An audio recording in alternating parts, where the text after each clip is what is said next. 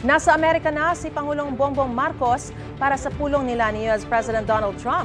Ilan sa pag-uusapan nila mga isyu kaugnay sa depensa at seguridad, taripa at immigration policy. Live mula sa Washington, D.C. sa Amerika, may unang balita si Sandra Aguinaldo. Sandra! Yes, Maris, 2:48 a.m. oras dyan sa Pilipinas. Dumating dito si Pangulong Bongbong Marcos sa Washington, D.C. At ngayon po ay nakikipagpulong siya sa ilang miyembro ng kanyang gabinete doon sa Blair House kung saan pansamantala siyang nananatili. Bukas naman po magsisimula na yung pagpupulong niya sa ilang matataas na opisyal ng Amerika. Bukas nakatakdang makipagpulong si Pangulong Bongbong Marcos kay Defense Secretary Pete Hegseth at Secretary of State Marco Rubio sa Pentagon. Haharap din siya sa business leaders. Sa susunod na araw naman ang pulong nila ni President Donald Trump sa White House. Gaya ng naunang napaulat, hindi kasama sa biyahe si First Lady Liza Marcos na nasa official engagement naman sa Riyadh, Saudi Arabia. Sa pagkikita ni Pangulong Marcos sa Trump, pag-uusapan ng dalawang leader ang defense and security issues, pati na ang West Philippine Sea sa gitna ng mga agresibong hakbang ng China.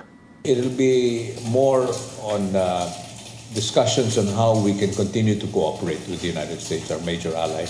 At the same time also, I think President Marcos would like to see how we can work with the United States and other countries that have the same mindset as far as the West Philippine Sea is concerned. Pag-uusapan din ng pinataw na 20% tariff ng Amerika sa mga produkto mula sa Pilipinas. Ayon kay Ambassador Romualdez, pag-uusapan din kung paano magbebenepisyo ang dalawang bansa sa kalakalan habang pinoprotektahan ang kani-kanilang interes. Hindi na pwede yung anong pwede natin makuha sa isang bayan. Kailangan ano yung tama para sa dalawa. Pero most important, yung anong mas mabuti para sa atin. Isa pang hamon sa relasyon ng dalawang bansa ang kontrobersyal na immigration policy na naghihigpit sa mga dayuhang iligal ang pananatili sa Amerika. Ayon sa embahada, batay sa ulat ng US Immigration and Customs Enforcement, nasa 3,772 ang Pilipinong nasa sistema nila. Hindi raw sila nakakulong pero meron silang final order of removal o pwede nang ma-deport. Ang usaping ito hindi kasama sa agenda ng pulong ni Marcos sa Amerika ayon kay Romualdez. Samantala, the Philippines is not for sale ang sigaw ng ilang miyembro ng militanteng grupo na nagrally malapit sa Blair House kung saan mananatili ng ilang araw si Marcos. Malapit din ito sa White House. Binatikos ng mga rallyista ang umunoy pagiging sunod-sunuran ng bansa sa economic at military interest ng Amerika. Wala pang komento ang Malacanang kaugnay dito. Marisa, sa ngayon ang sitwasyon dito sa aking kinatatayuan sa harapan ng White House, walking distance lamang mula dito yung Blair House. At dyan po ay masasabing very tight ang security. Merong ilang iskinita papunta doon, sarado na rin yan at nababantayan po ng US security personnel. Ganun pa man Maris, dito sa aking likuran makikita nyo rin siguro na patuloy naman yung pagdating ng mga turista dito. Yan muna ang pinakahuling ulat mula po dito sa Washington, D.C. Maris? Sandra, kailan mismo mapag-uusapan ni na Pangulong Marcos at US President Donald Trump yung tungkol sa 20% reciprocal tariff na ipinataw ng Amerika sa Pilipinas? Kasi kapag nagharap ba sila mismo, mare-raise na yun sa harap mismo ng US President? I understand kasi kasama rin yung ilan sa mga economic team.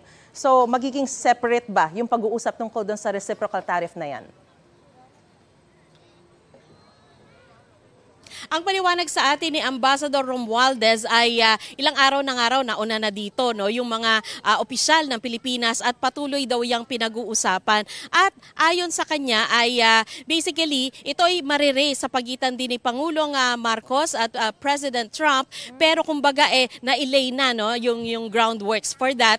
Pero ganun pa man, nung tanungin namin kung meron bang mapipirmahan o kumbaga meron na ba talagang malinaw na magiging agreement, base sa kanyang paliwanag sa ngayon ay ongoing pa yung pag-uusap sa pagitan ng dalawang panig. Maris? At may nabanggit ba sa inyo ang Filipina delegation kung magkano yung iaapilan nila o tuluyan ba nilang hihilingin na alisin na yung taripa? Kasi before, in-announce na yung 17% tapos after ng pag-uusap naging 20% pa. Marisa, ngayon, wala pa silang maibigay na detalye tungkol dyan. At kanina medyo maingat din sa pagbibigay ng detalye si Ambassador Romualdez. Siguro ayaw din niyang pangunahan yung magaganap na pagpupulong. Pero yun nga, ang sabi niya ay patuloy yung pag-uusap at ito daw ay dadaan sa negosasyon. Pero tungkol doon sa solid na detalye kaugnay niyan ay wala pa siyang maibigay sa atin. Maris? Sa issue naman, Sandra, ng West Philippine Sea, ano ba ang inaasahang matatalakay dyan? Kasi sa tuwing magkakaroon na lang ng ASEAN meeting o APEC, parang laging nagkakaroon ng tila dead end pagdating sa Code of Conduct, kaya hindi umuusad.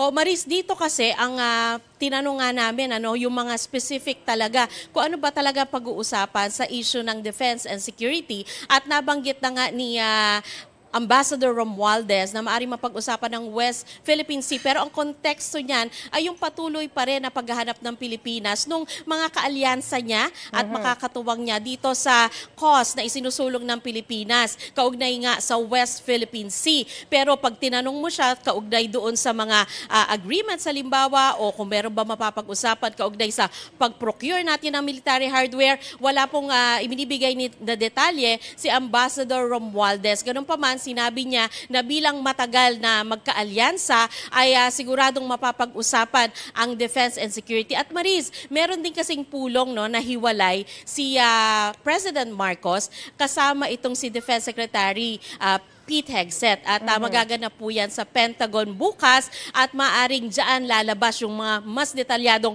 pag-uusap kaugnay sa West Philippine Sea. Maris? Alright, tanong mo na rin si President Trump kung may pag-asa na dadalaw siya dito sa Pilipinas. Maraming salamat sa iyo, Sandra Aguinaldo, live mula sa Washington, D.C. sa Amerika. Gusto mo bang mauna sa mga balita? Mag-subscribe na sa GMA Integrated News sa YouTube at tumutok sa unang balita.